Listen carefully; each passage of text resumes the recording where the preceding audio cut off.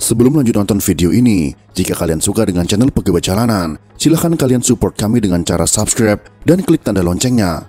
Silahkan gunakan headset Anda untuk mendapatkan kualitas suara yang jernih. Selamat menonton.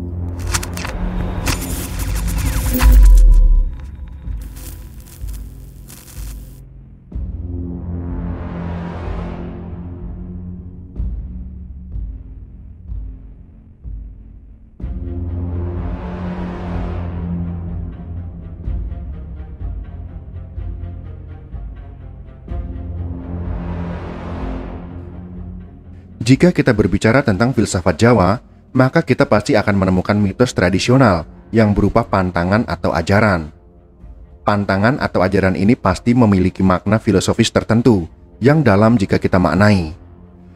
Dalam materi video berikut ini, kita akan membahas tentang mitos tradisional yang berupa pantangan atau ajaran yang mungkin masih dilestarikan oleh masyarakat Jawa.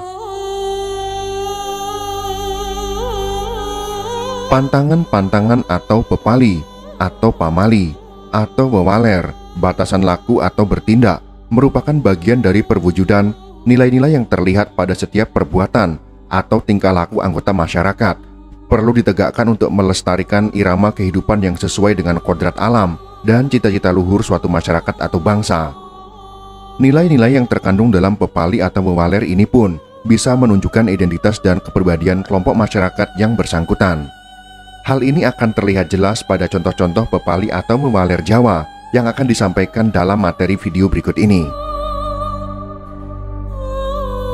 Hanya karena perbedaan atau perkembangan zaman atau adanya perbedaan sudut pandang dan ukuran serta pengetahuannya, tidak semua masyarakat atau kelompok masyarakat sudi mematuhi norma yang berlaku dalam masyarakatnya sendiri. Apalagi dengan adanya mobilitas geografis yang tinggi, akan menyebabkan pula mobilitas sosial dan mobilitas psikis. Mobilitas geografis akan mengubah ikatan-ikatan tempat tinggal, mobilitas sosial akan mengubah status atau kedudukan individu atau kelompok, dan mobilitas psikis akan mengubah ego manusia. Perubahan-perubahan tersebut sangat berpengaruh pada kepentingan atau keinginan individu atau kelompok yang tidak lagi cocok dengan norma-norma yang dulu masih diakuinya. Dalam hal pepali atau wewaler ini, dapat dibedakan dalam dua golongan. Yang pertama adalah pepali atau wewaler yang dapat berlaku umum bagi seluruh warga masyarakat, tidak terikat pada kelompok atau komunitas, wilayah, suku, bangsa, atau agama. Untuk yang kedua inilah yang terkadang dikelompokkan ke dalam mitos tradisional yang dianggap fiksi atau ditahyulkan. Itu pun lantaran keterbatasan cakupannya dalam masyarakat, karena pepali atau wewaler itu memang tidak berlaku bagi dirinya atau individu yang bersangkutan.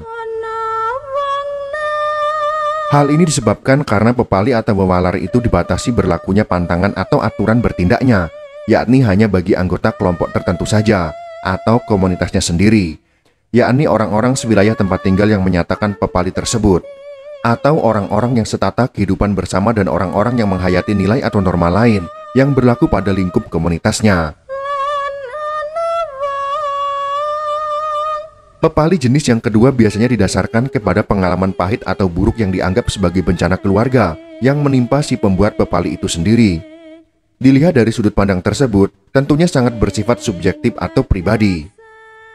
Pepali atau wewaler jenis pertama dapat diambil contoh seperti pepali Ki Ageng Selo. Perlu dijelaskan bahwa ada dua versi tentang pepali Ki Ageng Selo ini, namun lebih dikenal oleh masyarakat Jawa secara luas adalah versi yang kedua. Versi yang digolongkan sebagai mitos tradisional yang termasuk nasihat tersamar, berkisah tentang Ki Ageng Selo yang menangkap Bledek atau Halilintar.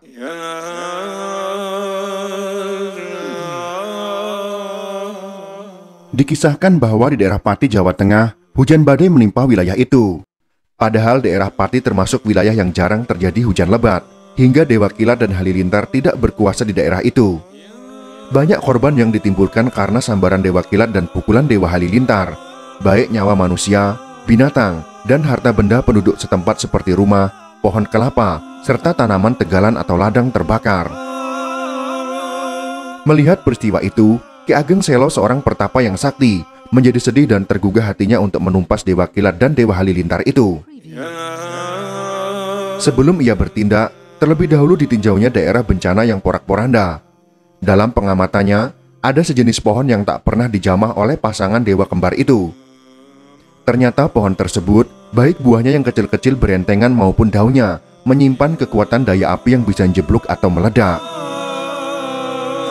Saat ia termenung di bawah pohon kandri atau pohon api-api tersebut, Dewa Kilat menyambar diikuti terjangan Dewa Halilintar dan menghancurkan pohon-pohon di samping pohon kandri di mana Ki Ageng Selo berada. Merasa diremehkan dan ditantang, terjadilah perkelahian yang seru antar ketiganya. Karena kesaktian dan bantuan dari pohon kandri yang juga memancarkan api, Dewa Kilat dan Dewa Halilintar itu pun ditangkap oleh Ki Ageng Selo dan ditawannya. Setelah bertobat dan berjanji tak akan mengganggu keturunan Ki Ageng Selo, beledak itu pun dilepas kembali. Sejak saat itu, keturunan Ki Ageng Selo, termasuk juga masyarakat setempat, dipepali atau dipantangkan dari gangguan beledek. Untuk mengingatkan pada beledek, apabila ada hujan yang disertai kilat dan halilintar, keturunan dan para pengikut Ki Ageng Selo akan berucap, "Kandri, keturunan Ki Ageng Selo." Dengan mengucapkan kalimat tersebut, ia akan selamat dari terjangan beledek atau halilintar.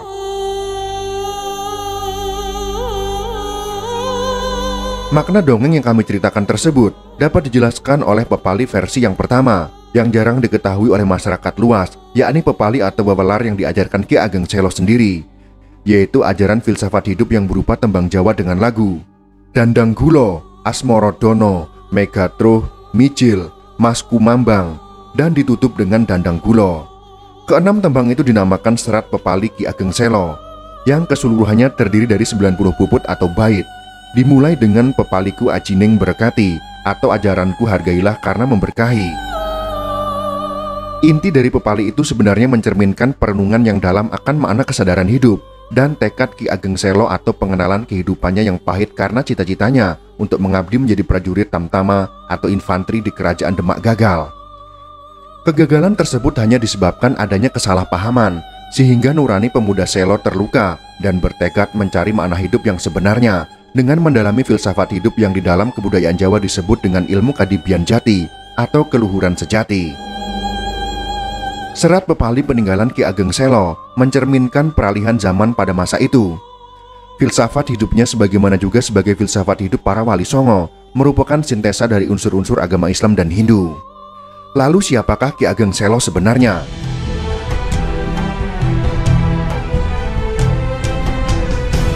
Menurut R.M. Sutardi Suryo Hudoyo, yang mengalih bahasakan pepali Ki Ageng Selo dari bahasa aslinya yaitu bahasa Jawa ke dalam bahasa Indonesia, Ki Ageng Selo ialah cucu Raden Lembu Peteng atau Raden Bondan Kejawan, putra Prabu Brawijaya, yaitu Raja Majapahit yang terakhir dari istrinya yang termuda, wanita dari Windan atau Bandan, maksudnya dari Pulau Banda Neira.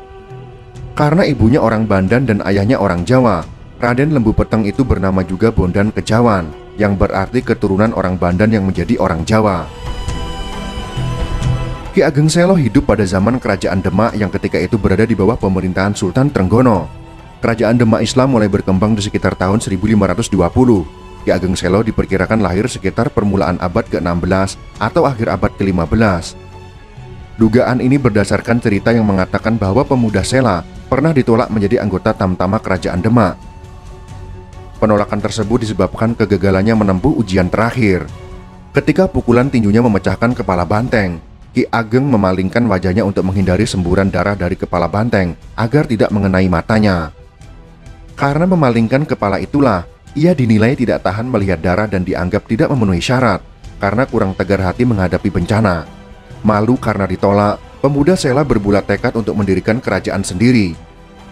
Bila cita-citanya ini tidak tercapai, ia mengharapkan keturunannya yang akan mencapainya. Ki Ageng kemudian mengasingkan diri dan tinggal di sebuah desa yang sekarang terletak di sebelah timur Kecamatan Tawangharjo, Kabupaten Pati, Jawa Tengah. Di sana Ki Ageng hidup sebagai petani dan memperdalam pengetahuannya tentang agama, filsafat hidup, dan ilmu pengetahuan kehidupan sosial. Ki Ageng ingin memperluas pengaruhnya terhadap rakyat yang pada saat itu sedang mengalami kegoncangan dalam pandangan hidupnya akibat adanya perebutan pengaruh dan kekuasaan antara sisa-sisa pengikut agama Hindu dan kaum pembaharu atau Islam. Lambat laun pengaruh kewibawaan Ki Ageng berkembang dan disegani rakyat di sekitar desanya, sehingga ia pun mendapat julukan Ki Ageng Selo. Desa di mana Ki Ageng Selo bertempat tinggal kemudian dinamakan Desa Selo. Niatnya untuk mendirikan kerajaan sendiri baru dapat dilaksanakan oleh cicitnya, yakni Raden Sutawijaya atau Ngabehi Loring Pasar, yang mendirikan kerajaan Mataram dan bergelar Panembahan Senopati.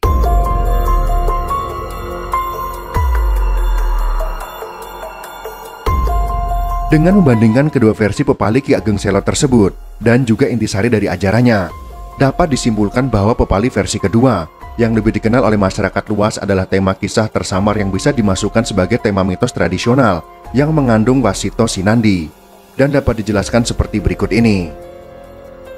Dewa Kilat dan Dewa Halilintar adalah Sandi Asmo, artinya nama yang disamarkan atau pengganti nama untuk ajaran Hindu dan ajaran Buddha yang masih berpengaruh besar di tengah masyarakat kala itu. Pohon Kandri adalah Sandi Asmo untuk ajaran Islam. Peristiwa ketika Ki Ageng Selo berlindung dan ia bahkan dibantu oleh pohon Kandri ketika melawan Kilat dan Halilintar adalah perlambang dari Ki Ageng Selo yang telah masuk Islam. Ketika mempelajari ajaran Islam, Ki Ageng menemukan adanya kebenaran hakiki yang sesuai dengan filsafat hidup yang dicarinya, terutama setelah ia gagal mencapai cita-citanya menjadi prajurit Tamtama. Oleh karena itu, Ki Ageng membulatkan tekadnya untuk hidup di masa depan dengan bantuan sinar api Islam yang disebarkan oleh para wali songo. Penangkapan Kilat dan Halilintar oleh Ki Ageng Selo serta pelarangan bagi keduanya mengganggu keturunan Ki Ageng Selo adalah perlambang bahwa Ki Ageng Selo berhasil memahami hakikat dan filsafat Hindu dan Buddha, kemudian mensintesakannya dengan hakikat filsafat Islam, sehingga dapat disusun menjadi suatu pandangan hidup yang kemudian disusun menjadi serat Pepali Ki Ageng Selo. Karya tersebut tentu saja diperuntukkan bagi keturunannya agar dipahami, dihayati, dan dilaksanakan.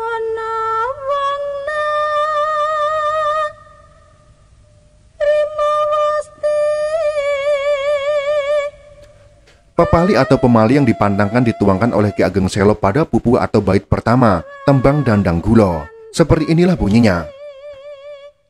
Pepaliku ajineng berkati, tur slamet sarto kuwarasan. Pepali iku mangkene, ojo gawe angkuh, ojo ladak lan ojo jail, ojo ati serakah lan ojo celimut, lan ojo mburu aleman. Ojo ladak, wong ladak pun gelis mati, lan ojo ati ngimo. Terjemahnya dalam bahasa Indonesia kurang lebih seperti ini. Pamaliku ini hargailah sebab memberkahi, lagi pula menyelamatkan, serta menyehatkan jiwa. Pamali itu seperti berikut. Jangan bersikap angkuh, jangan bengis dan jahil, jangan berhati serakah atau tamak, jangan panjang tangan atau mencuri, jangan memburu pujian, jangan pemarah, orang pemarah cepat mati, dan jangan berhati jelek, usilan, pendengki atau iri hati. Berbagai macam kata ojo, yang artinya jangan dilakukan atau larangan, kiranya memberi gambaran tersendiri akan keluasan dan kedalaman makna Pepali Ki Ageng Selo, karena dapat berlaku secara luas bagi masyarakat umum. Pokok bahasan dalam materi ini yang sebenarnya adalah mencangkup etika Jawa, etika Islam, dan syariat agama.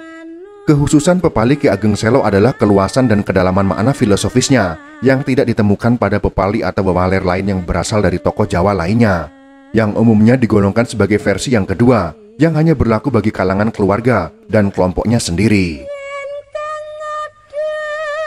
Itulah sekelumit pembahasan tentang mitos tradisional yang berupa pantangan atau ajaran, terutama Pepali dari Ki Ageng Selo. Semoga informasi ini bisa bermanfaat untuk kita semua. Jika kalian suka dengan video ini, silahkan berikan jempol ke atas. Dan jika kalian menganggap video ini bermanfaat, maka bagikanlah untuk teman-teman Anda yang lain. Terima kasih sudah menonton.